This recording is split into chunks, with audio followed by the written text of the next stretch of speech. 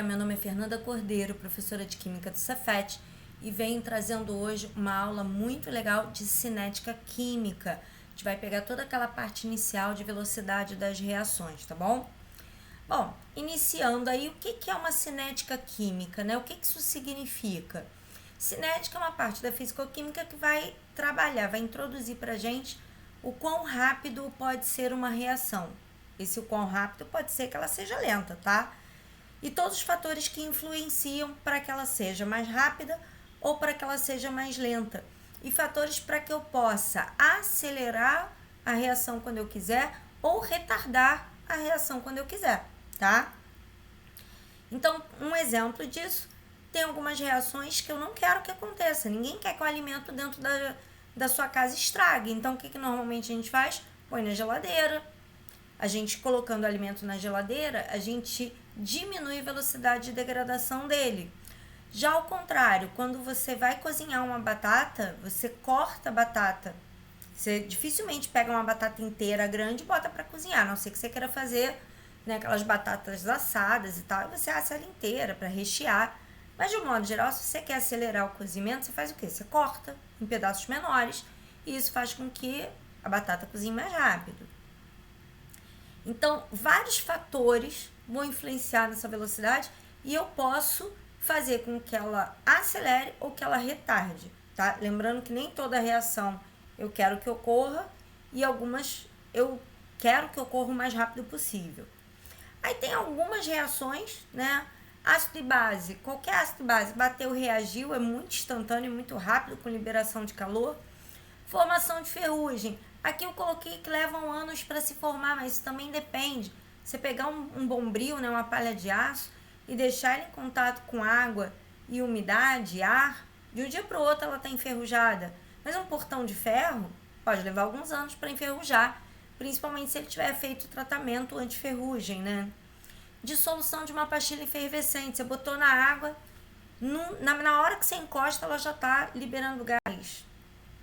Decaimento radioativo, eu posso ter de milésimos de segundo, de centésimos de segundo, até bilhões de anos decaimentos radioativos. Então eu tenho, pra você ter uma ideia, carbono 14 leva uns 5.700 anos, 5.730, né? Então tem decaimento radioativo que é de menos de um segundo, muito menos de um segundo, e alguns podem levar bilhões de anos. Queima da vela, esse negócio leva algumas horas, cara, depende da espessura da vela. Se for aquela vela filhinha de aniversário, ela vai, né, no parabéns ela já acabou. Se for uma vela de 7 dias, aquela vela grande que as pessoas usam, né, nos cultos religiosos, o nome já diz, vela de 7 dias. Então ela leva mais ou menos uma semana queimando. Então também depende de vários fatores. Queima de um palito de fósforo, se ele for menorzinho ou maiorzinho, leva alguns segundos, mas também varia dependendo do comprimento, né, do palito. Formação de rochas, de modo geral, levam alguns milhares de anos, enfim. Algumas reações são bem lentas, né? Aqui tem alguns exemplos: formação de resíduos de corrosão, né? Formação do petróleo, mais corrosão, a queima de uma vela pode levar algum tempo. Algumas reações podem levar aí algumas horas, alguns dias, né? Então a gente pode dizer que são reações moderadas, mas, de novo, o tempo é uma coisa muito subjetiva, né? E algumas reações realmente são muito rápidas, explosões, né? A liberação de um airbag tem que ser muito rápida, afinal de contas é uma vida que está em jogo, né? O comprimido efervescente, enfim, explosões. Isso tem, obviamente, impacto ambiental, que a gente tem desde coisas que vão levar 100 anos, alguns tempo indeterminado, alguns muitos e muitos anos. E aí você vai dizer assim, tudo que demora muito para se decompor é necessariamente problemático para o meio ambiente? Não necessariamente.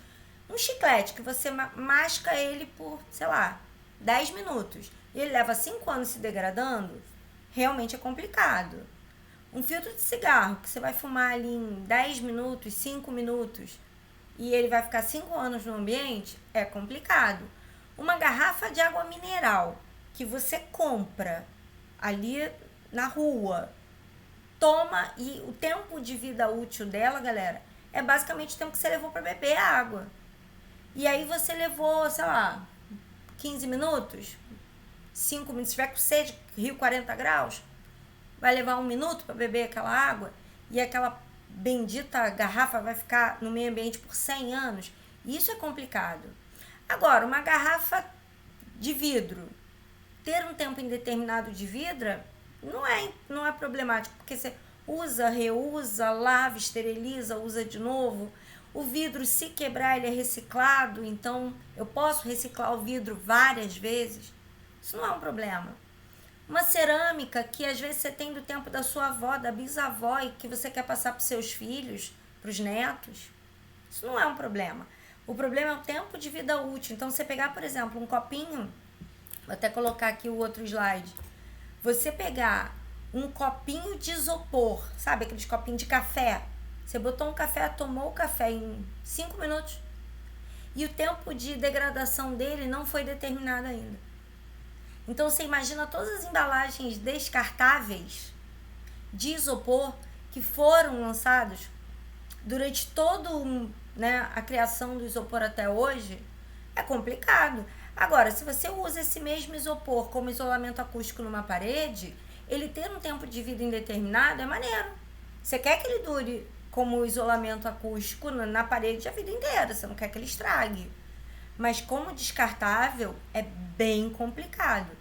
Então, essa coisa da durabilidade, depende da utilização, depende daquilo que ele se propõe.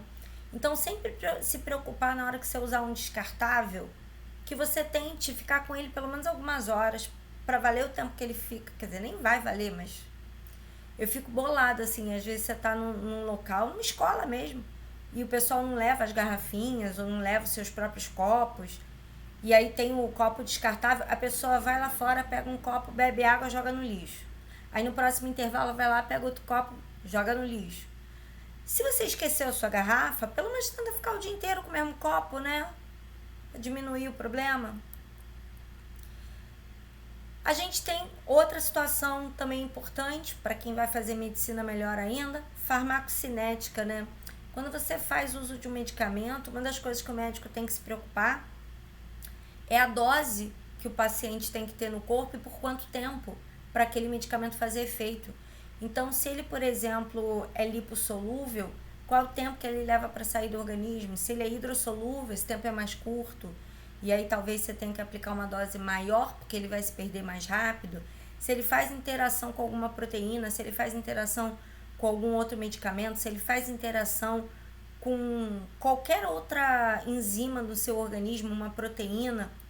Então, qual é o tempo de ação que essa droga fica, por quanto tempo ela é eliminada, isso tudo deve ser levado em consideração. A meia-vida, quanto tempo aquele medicamento leva para se degradar. Então, por exemplo, se você faz uso de um medicamento ou então de um contraste que tenha algum efeito radioativo, quanto tempo ele leva para se degradar no seu corpo? Aqui a gente tem uma forma genérica de mostrar uma reação e a velocidade. Na teoria, isso é teórico, tá, gente? Na teoria, o reagente A está virando produto B. Então, no tempo inicial, se a gente pensar num primeiro momento, nós vamos ter exclusivamente, deixa eu marcar aqui, nesse primeiro tempo aqui, a gente vai ter exclusivamente reagente. À medida que o tempo vai passando, esse reagente vai se transformando em produto. Então, você vê que bolinhas azuis vão aparecendo aqui. Com o passar do tempo, essas bolinhas azuis vão aumentando, as vermelhas vão diminuindo, quer dizer, eu estou aumentando o produto e diminuindo o reagente, até que na teoria eu vou ficar somente com o produto, tá? Mas isso é muito bonitinho, isso aqui é só teoria. Na prática, o que a gente tem? No início, só reagente. E aí o produto começa a aumentar, então aqui é bolinha preta e bolinha vermelha, então no início só preta, só reagente, as vermelhas começam a aumentar, mas chega um determinado momento em que o número de bolinhas vermelhas, ele se estabiliza e eu ainda tenho alguma coisa de bolinha preta. Às vezes essa quantidade de reagente, ela pode ser infinitamente pequena, mas como a gente está falando de átomos e moléculas, E eu não tenho, né, hoje nenhum aparelho que seja capaz de olhar para a reação e dizer assim, 100% desses reagentes acabaram. A gente, na vida prática, a gente nunca vai dizer que uma reação foi 100%. A gente adota 100% para cálculo. Diz, adote rendimento de 100%, porque às vezes ele realmente foi muito alto, e aí a gente pode, né, acabar... não, adota 100%, mas na vida real, a gente não pode dizer que uma reação em algum momento tenha chegado a 100% de rendimento. E aí, graficamente, o que a gente vai ter, né, a velocidade do consumo do produto no início é alta, consumo do produto, consumo do reagente é alto. Eu só tenho reagente no início, eu não tenho nada que não seja reagente. Então, ele no início vai cair muito rápido e vai chegar uma hora que ele vai estabilizar.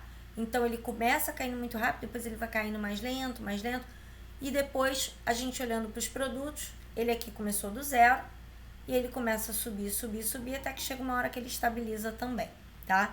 Então, a gente conhece no gráfico o reagente porque a concentração dele cai, o número de moléculas dele cai, e a gente conhece o produto porque ele começa a subir. Na maioria das vezes, quase sempre, a gente começa no produto do zero, não é uma obrigatoriedade. Na maioria das vezes, a gente começa do zero. E o cálculo de velocidade, gente, é muito parecido com o cálculo de velocidade que você vê na física, só que na física é um ΔS sobre um ΔT. ΔS é uma variação de posição. As moléculas não saem andando, né? Então, a gente vai dizer que é uma variação de concentração, uma variação de número de moléculas, variação de número de átomos. Graficamente, então, a gente vai ver separados, com o tempo, os reagentes caem, os produtos sobem e a velocidade da reação com o tempo vai diminuindo. Não chega a zero na maioria das vezes porque algumas reações são reversíveis. Então, se for uma reação reversível, e aí só se for uma reação reversível, esse valor da velocidade não vai chegar a zero, não. Mas se ela for numa direção só, pode ser que chegue a zero. Velocidade média de uma reação, então, a gente já viu, né? É a velocidade que eu levo para eu dizer que a reação formou a quantidade máxima de produtos que eu tenho, ou uma análise temporal, uma análise por um determinado tempo, aí não necessariamente eu tenho que pegar o tempo onde a reação acabou. Eu posso pegar um determinado tempo em que a reação ainda está se processando. Então, basicamente o que eu tenho, delta de concentração sobre delta de tempo. Delta de concentração, concentração final menos inicial, delta de tempo, tempo final menos inicial. E aí esse delta de concentração também pode ser delta de número de mols, pode ser delta de número de moléculas, tá?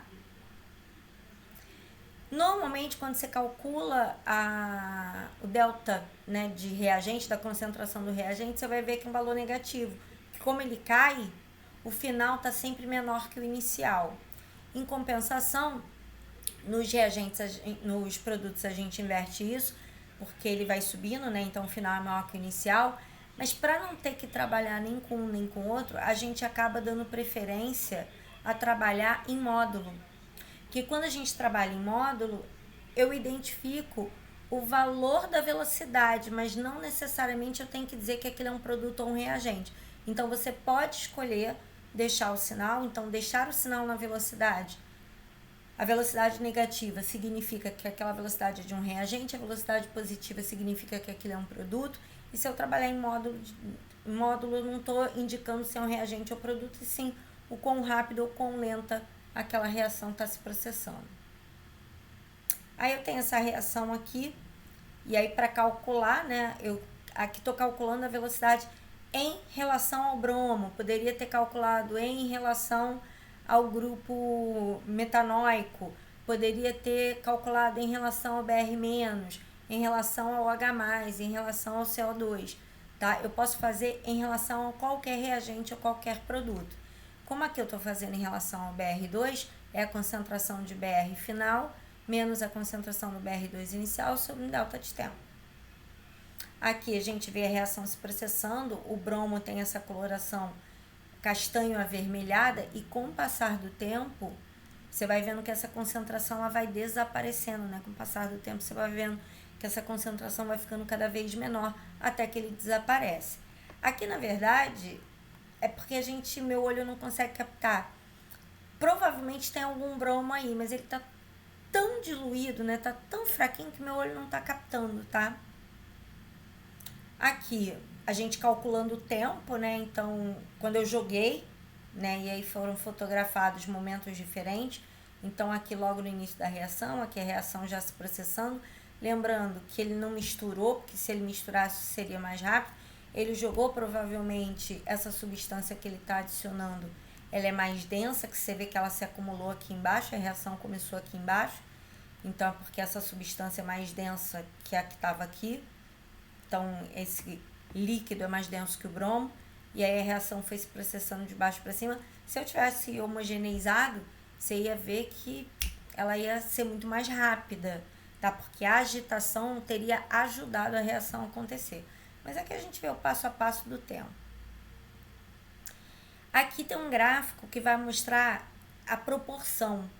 No início, ó, primeiro momento, eu só tenho água oxigenada. Tenho 6, vamos entender como se aqui fossem 6 mols de água oxigenada. Num segundo momento, você vê que parte da água oxigenada se degradou. Agora, o que é importante você perceber?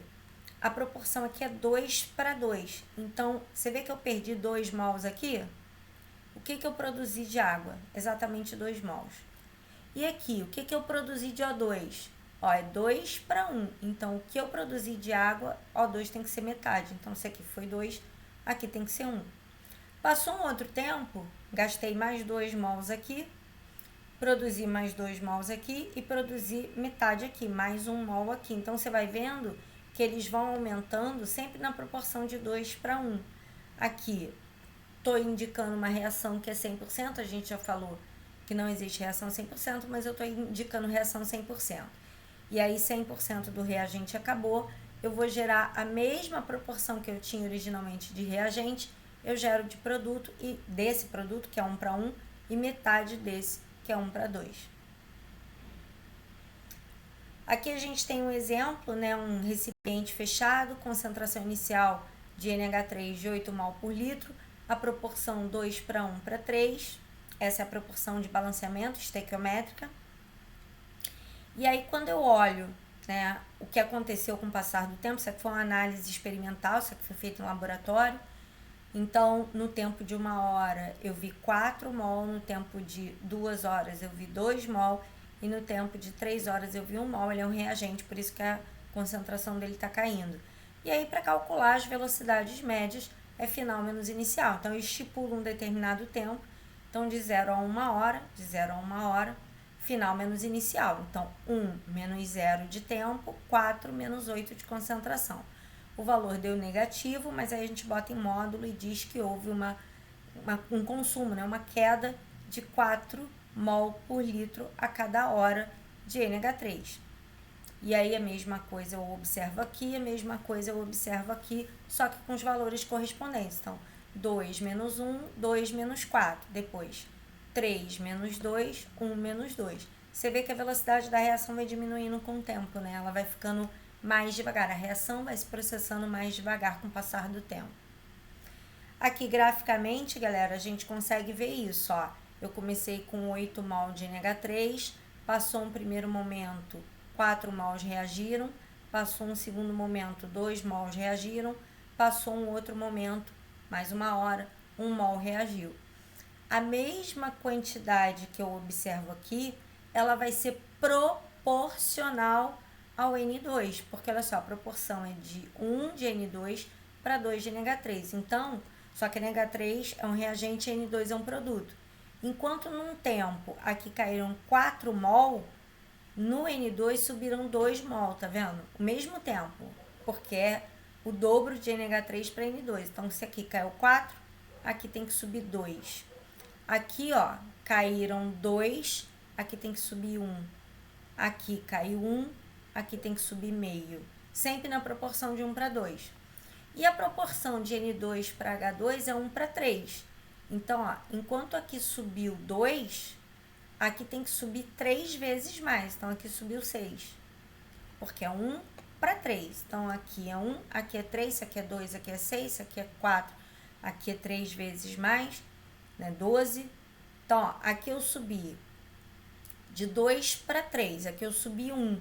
Então, aqui eu tenho que subir de 6 para 9, 3 vezes mais.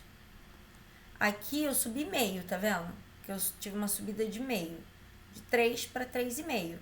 Aqui eu tenho que subir 1,5, que é 3 vezes mais. Eu subi 1,5, tá? Então, essa proporção tem que ser obedecida. Aqui é a mesma coisa, só que tá numa tabela, né? A mesma conta que eu fiz agora, só que colocando isso numa tabela para visualização melhor, tá bom? Então, ó, aqui caiu 4, aqui tem que subir metade, porque aqui tá subindo, né? Lembrando que esses valores aqui de produto sobem, e aqui sobe 3 vezes esse aqui, que é a proporção de 3 para 1, tá?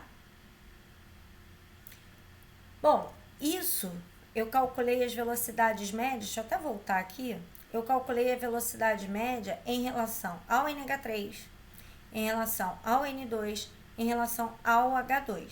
Então, as velocidades médias em relação a alguém, eu faço como a gente acabou de fazer aqui. Mas se eu quiser a velocidade média da reação como um todo, gente, o valor tem que ser o mesmo. Porque em relação a um ou em relação a outro, ele pode ser diferente. Mas quando eu faço a velocidade da reação toda, tem que ser um único valor. E aí, como é que eu faço para calcular o valor da reação toda?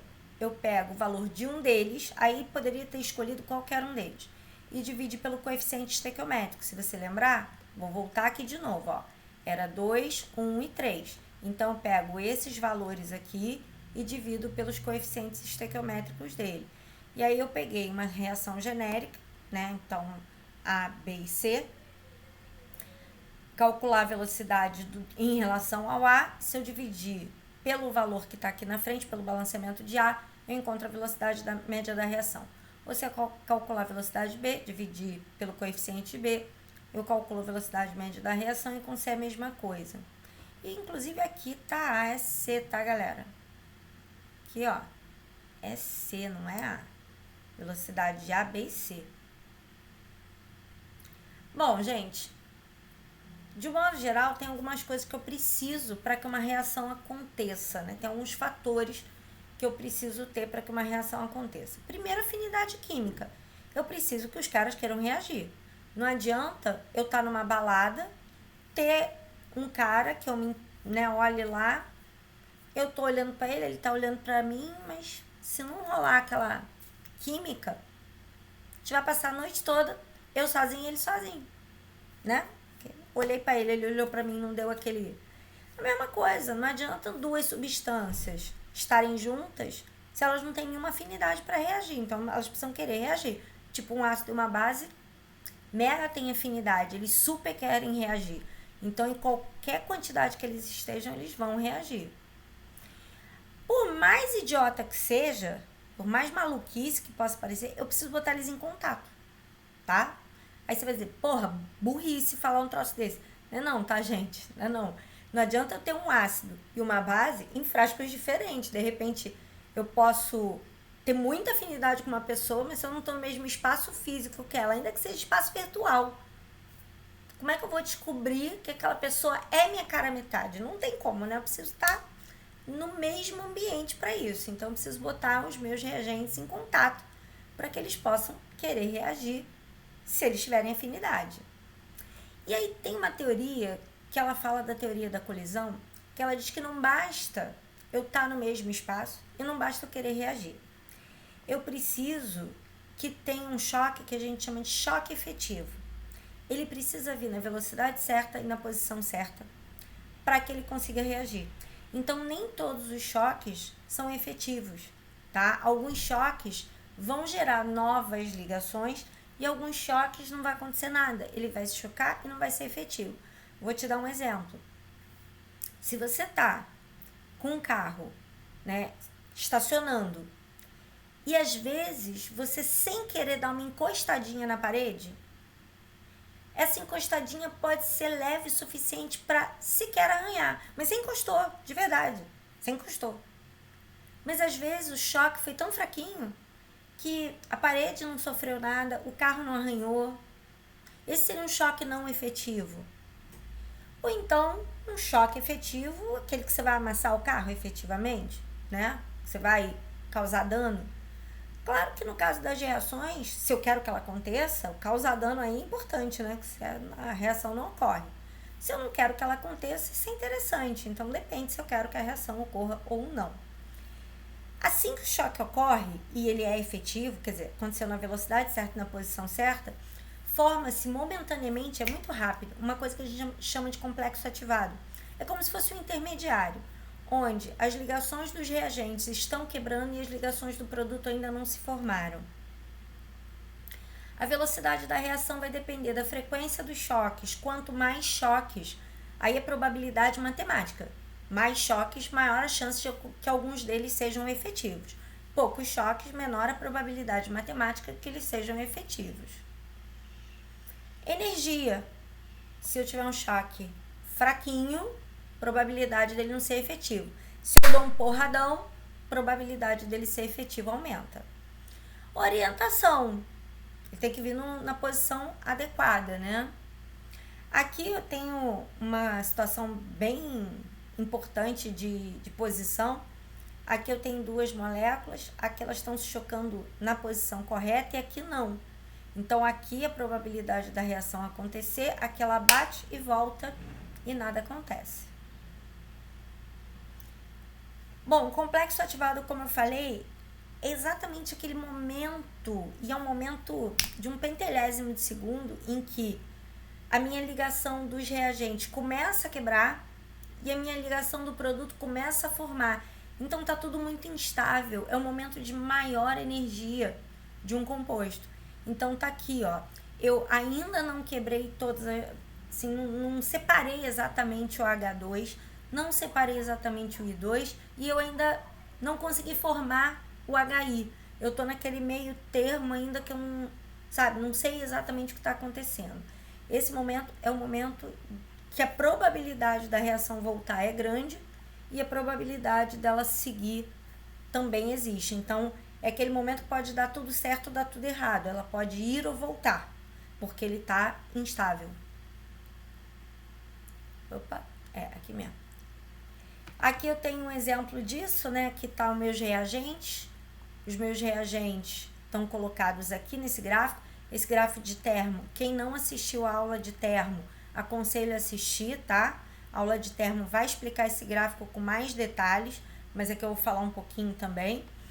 Então, ó, aqui entalpia dos reagentes, aqui entalpia do produto. Você vê que o reagente está maior que o produto, essa reação é exotérmica, ela está liberando calor, mas aqui está o complexo ativado. Você vê que aqui virou tudo um bololô, né? Virou tudo uma coisa grudada, assim. Não quebrou ainda o reagente, mas o produto também não se formou. Então, você vê que é o ponto mais alto do gráfico inteiro, né? Esse ponto aqui, ó. Esse ponto é o ponto de maior energia, de menor estabilidade. E aí eu vou chamar de energia de ativação a energia que eu preciso, não do zero até esse ponto. Isso é muito importante. Energia de ativação é energia que eu preciso do reagente, sempre partindo do reagente até o complexo ativado. E qualquer reação endo ou exo, esse primeiro momento é de ganho de energia, tá? Algumas reações eu vou ter que depois continuar ganhando energia o tempo inteiro. E algumas reações chega um momento, é igual montanha-russa, né? As reações exotérmicas, ela é igualzinha montanha-russa. Você ganha energia, ganha energia, ganha energia. Quando chega lá em cima, ela vai sozinha. As endotérmicas não, você precisa continuar dando energia para ela o tempo inteiro. Não tanta, né? Sempre o valor da energia maior é para chegar no complexo ativado. E depois você fica dando uma quantidade um pouco menor de energia. Então, como eu falei, energia de ativação é a energia que eu preciso para sair do reagente, sempre partindo do reagente e chegar até o complexo ativado, que é o ponto mais alto do meu gráfico, tá? De um modo geral, essa energia de ativação, ela dita a velocidade da reação. Se eu tenho uma energia de ativação grande, essa reação é lenta, porque eu vou demorar mais para conseguir um choque que chegue naquele valor. E se a energia de ativação é pequenininha, qualquer choquinho, ela acaba chegando naquele valor que eu quero. Em termos gráficos, aqui está uma reação exotérmica parecida com aquela que a gente acabou de ver. Então, reagente com mais energia que o produto. Esse ponto C aqui é o meu ΔH, é energia final menos inicial. Então, energia do produto menos energia do reagente. O complexo ativado é esse ponto aqui de cima, ó. Esse ponto aqui é o complexo ativado. Então, a energia do complexo ativado é um valor único, não tem que diminuir nada, tá? A energia do complexo ativado é 2, a energia que eu preciso chegar. Mas a energia de ativação, lembra que eu já parto daqui, né? Eu tô partindo de uma energia. Então, a energia de ativação é o valor que eu preciso do reagente até chegar no complexo ativado. Então, esse meu B aqui é energia de ativação. E aí eu falei, isso aqui é igual montanha-russa. Eu ganho energia até chegar aqui e daqui para lá ele vai sozinho. Já nas reações endotérmicas, a coisa é mais complicada. Por quê? Aqui também diferença entre reagente e produto, né? É o ΔH, então energia final menos energia inicial. Aqui está o meu complexo ativado, é esse ponto aqui. E a energia que eu preciso ganhar do reagente até o complexo ativado é a energia de ativação. Você vê que no início eu tenho que ganhar uma quantidade maior de energia. Quando eu chego aqui, eu não vou doar toda a energia. Você vê que do reagente até o produto eu ainda tenho que ficar ganhando uma quantidade que é menor, né? Eu não vou ter que ganhar toda aquela quantidade inicial até chegar no complexo ativado, mas eu vou ter que continuar dando energia e aí a entalpia é maior que zero, ela é endotérmica. Aqui tem alguns exemplos, né, desse mesmo gráfico com outros desenhos, com outras carinhas, pode ser em quilocal, pode ser em quilojoule por mol, enfim. É o mesmo gráfico, só que com outros aspectos, né? Você vê que aqui a energia de ativação é bem pequenininha, aqui eu já tenho uma energia de ativação alta, enfim. Aí a velocidade, né, maior e menor. E aí eu tenho alguns fatores que vão influenciar nessa velocidade. Um é a natureza. Se eu tiver muitas ligações para quebrar, se eu tiver ligações muito fortes, vai ser difícil de conseguir. Então, se eu tiver interações, moléculas grandes demais são lentas para reagir. Se eu tiver ácidos fracos, eu vou ter dificuldade de reagir. Se eu tiver ácidos e bases fortes, ele reage mais rápido. Moléculas pequenas tendem a reagir mais rápido. Superfície de contato. Lógico, se eu pegar um bloco de mármore para reagir, ele vai demorar muito mais para reagir que o pó desse mesmo mármore. Então, maior superfície de contato significa maior velocidade de reação, porque eu tenho mais chance do choque ser efetivo. Aqui, a gente pode trabalhar... Eu pulei aqui alguma coisa. Não, tá certo, temperatura agora. Temperatura também é outro fator que influencia, né? Eu aqui tenho temperaturas diferentes, então ele está dizendo que o frasco da direita tem temperatura maior, então você vê que eu botei quantidades iguais de reagente, mas a temperatura maior fez a reação se processar mais rápido. Aqui vai reagir, vai chegar aqui, mas vai demorar mais porque está mais frio. Então a temperatura é outro fator relevante, é outro fator importante. E aí a temperatura se liga porque é aumento de energia cinética. Se eu estou vibrando pouco, a probabilidade de choques é menor. Mas se eu estou vibrando muito, a probabilidade de choques maiores e mais intensos e mais fortes, isso faz com que a energia seja mais intensa. Pressão. Pressão só vale para gás, né, galera? Então, assim, se não tiver gás, não adianta falar de pressão. Mas quando eu aumento a pressão, os gases ficam mais próximos, né? Então, se eu tenho uma pressão pequena, um gás está aqui, outro gás está aqui, chance pequena deles se encontrar. Mas à medida que eu vou aumentando a pressão, eu vou diminuindo o volume, eles vão ficando mais perto. E aí a probabilidade de choque aumenta. Então, aqui eu tenho moléculas mais próximas, aqui moléculas mais distantes. Então, aqui, ó, a chance delas se esbarrarem é maior. Eu sempre gosto de dar o exemplo aqui do metrô cheio e do metrô vazio, né? Se você está no metrô vazio e tem 3, 4 pessoas no mesmo carro que você, no mesmo vagão que você, a probabilidade de você se chocar com ela é muito pequena. Mas, se você está num vagão lotado, a probabilidade de você se chocar com outra pessoa é praticamente de 100%. E aí eu posso lotar esse vagão botando mais gente dentro dele ou diminuindo o tamanho do vagão.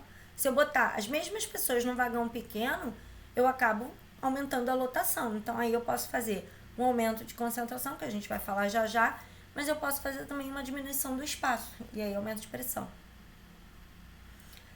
Eu posso usar a luz para algumas reações, né, como a fotossíntese. A luz ela entra muitas das vezes como uma ação catalisadora, porque ela é uma energia, né? Então, algumas substâncias são capazes de absorver essa luz, aumentar a energia cinética e começar a reagir. Então, por exemplo, degradação, além da fotossíntese, degradação da água oxigenada. Você nunca vai comprar água oxigenada em frasco totalmente transparente. Ou ele é branco leitoso ou ele é escuro, justamente porque a luz faz a água oxigenada degradar mais rápido. Aqui, concentração dos reagentes, então a mesma lógica, a concentração dos reagentes aqui não é a mesma. Eu tenho um ácido mais concentrado de um lado que do outro, então onde o ácido está mais concentrado a reação é mais rápida, pelo mesmo motivo que eu falei do vagão. Eu tenho duas maneiras de aumentar a probabilidade de uma pessoa se chocar com a outra no vagão. Ou eu boto mais gente, e aí as pessoas vão se esbarrar, ou eu diminuo o tamanho do vagão. Diminuir o tamanho do vagão seria mexer na pressão. E aumentar o número de pessoas seria aumentar o número de reagentes, aumentar a concentração dos reagentes, tá? Aí a reação vai ficar mais rápida. O catalisador, gente, catalisador é com S, tá? Em nome de Jesus. Catalisador é com S. Não escreve catalisador com Z, ó. Meu coração chega a dói, tá? Então, quando a gente fala em substâncias, né, que às vezes são muito lentas para reagir, colocar um catalisador significa ganhar um novo caminho, tá? O catalisador, ele gera um novo caminho e esse novo caminho faz com que uma reação aconteça e no final meus produtos são os mesmos que sem ele. A diferença é que esse caminho é mais rápido. Ele vai fazer diminuir a energia de ativação. Então, uma das coisas que eu poderia fazer, né, é usar um catalisador, aqui é um catalisador sólido, e eu consigo fazer com que o HI se prenda a esse catalisador e acelere a reação, porque quando o HI se prende ao catalisador, enfraquece a ligação entre o H e o I, que o H estava preso só no I, o H tem agora que está preso no I e fica preso no catalisador. Então eu acabo enfraquecendo essa ligação. Isso favorece a reação. Aqui tem catalisador automobilístico, né? Principalmente para a galera aí que é da manutenção automotiva. Os catalisadores automobilísticos, eles têm essa característica, né? Acelerar as reações para transformar moléculas muito tóxicas em moléculas menos tóxicas e liberar gases menos poluentes na atmosfera. Aí você vê que a maioria dos catalisadores ele fica no formato de colmeia, né? A colmeia ela aumenta a superfície de contato para que esse catalisador atue de forma mais efetiva. Aqui tá uma reação, né? Um gráfico com e sem catalisador. O básico é o mesmo, ó, reagente, produto, essa é uma reação exotérmica. Aqui o complexo ativado sem a presença do catalisador, aqui o complexo ativado com a presença do catalisador. A distância do ponto, né, R até o ponto ACAT, esse azul, é a energia de ativação necessária com a presença do catalisador, você vê que ele é menor, e é o vermelhinho que vai daqui até aqui em cima, né, do ponto do reagente até esse ponto alto aqui, a energia de ativação que eu tenho sem a presença do catalisador. E aí você vê que a energia é muito maior. Eu vou precisar de um... Ui! Ai, gente, acontece! Deu uma porrada na minha luz. Vai ficar assim. E aí, ele dá uma porrada muito grande, né? Para conseguir fazer energia sem catalisador, eu tenho que dar uma porrada muito forte. E aí, lógico que eu não vou ter todas as pancadas, os choques muito fortes, né? E aí eu precisaria aumentar muito a temperatura para aumentar esse choque. E aí pode acontecer de, no aumentar a temperatura para conseguir um choque mais forte, degradar algumas reações. Algumas reações, elas têm reagentes que são frágeis a alta temperatura. E aí eu desgrigolo toda a minha reação. Então, galera, fica esperto com isso. Aqui eu tenho, né, uma reação em que ela está catalisada. Ela tem uma reação aqui que a luz ultravioleta ajuda a quebrar esse cloro, ajuda a soltar esse cloro. Então, a luz ultravioleta, ela soltou um cloro. Você vê que esse cloro, ele entra como reagente aqui e no final ele é restituído, tá vendo? Toda vez que eu tenho um grupo que entra como um reagente e no final ele é restituído igualzinho, eu vou dizer que ele é um catalisador. Toda vez que eu tiver uma substância no produto e que ela é consumida no próxima etapa, ela é um intermediário de reação, tá? Então aqui o meu cloro, ele, de novo, vou repetir para você não esquecer. O cloro, ele foi consumido na primeira, restituído na segunda, catalisador. O ClO, ele foi produzido na primeira, consumido na segunda. Ele é um intermediário de reação, tá? Aí você vê que no final eles somem, né? No final eles desaparecem. Eu fico só com ozônio virando O2. Isso é o que os CF6 fazem na camada de ozônio, tá? O CF6 em contato com ultravioleta, ele libera esse cloro aqui, e esse cloro aqui ele funciona como catalisador da degradação do ozônio em oxigênio, destruindo a camada de ozônio do planeta. Eu posso chamar a catálise de catálise homogênea quando está todo mundo no mesmo estado físico do reagente. Então, o catalisador no mesmo estado físico do reagente, o cloro no mesmo estado físico do reagente, é uma catálise homogênea. E uma catálise heterogênea é quando eu tenho o catalisador numa fase e o reagente na outra. Então, aqui meu catalisador é sólido e o meu reagente é gasoso. Então, aqui, ó, catalisador sólido, reagente aquoso, catalisador sólido e reagente gasoso. Qual é o melhor catalisador, cara? Depende da reação. Tem milhões de reações possíveis, tem milhões de reações com catalisadores diferentes. Então, vários metais podem ser catalisador, por exemplo, cobalto, níquel, paládio, platina, especialmente paládio e platina, são super importantes para fazer hidrogenação de óleos, por exemplo. A gente tem ácido sulfúrico, que é um catalisador num monte de reação, reações em aromáticos, anéis aromáticos, o H2SO4 costuma ser um bom catalisador. Óxidos metálicos. Aí eu tenho vários óxidos metálicos que podem atuar como catalisador. Bases podem atuar como catalisador. Enzimas podem atuar como catalisador. Então, lipase, suco gástrico, proteases, né? Várias delas são catalisadores, tá? Alguns catalisadores são usados como catalisadores de indústria. Então, tem vários catalisadores que eu posso utilizar para acelerar reações, né? Hoje, sabão em pó, aqueles Vênis, sabe? Aqueles produtos para tirar mancha, eles são muito eficientes porque eles têm neles várias enzimas. Então, por exemplo, se você ficou com uma mancha de proteína na roupa, ele tem protease. E aí ele faz o quê? Ele vai lá e quebra a proteína. E a proteína ficando menor, ela sai. Lipase, se você tiver caído gordura na roupa, as lipases vão lá e quebram a gordura, diminuem o tamanho da gordura, o que faz com que ela saia da roupa com mais eficiência também. E tem alguns catalisadores que, ao contrário, quer dizer, não é catalisador, né? Antigamente ele era chamado de catalisador negativo. Ele é um inibidor, na verdade, que vão fazer exatamente o processo inverso.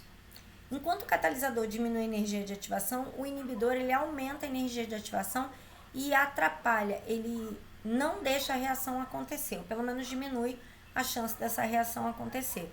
Então, antigamente, né, se chamava catalisador negativo, mas hoje a gente prefere usar o termo inibidor.